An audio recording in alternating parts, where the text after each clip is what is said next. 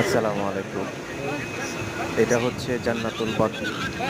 So এখন ২০২৫ সালের হজের যাত্রীগণ সবাই আসছে মদিনাতে অবস্থানরত অবস্থায় জান্নাতুল বাকি জিয়ারত করতে যায়। সো আমি গত সপ্তাহে জেদ্দা থেকে মদিনা গিয়েছিলাম।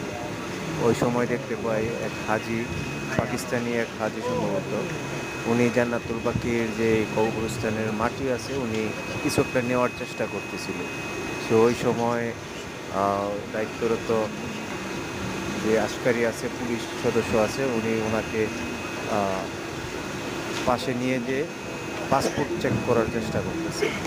সো ওই জিনিসটা খুবই ইম্পর্টেন্ট, সতর্কমূলক বার্তা যে আপনারা যদি ওই জায়গায় অবস্থান করেন কোনো সময় ওই জান্নাতুল বাকির নিচ থেকে মাটি বা কোনো কিছু নেওয়ার চেষ্টা করা যাবে না। ধন্যবাদ সবাইকে। আসসালামু আলাইকুম।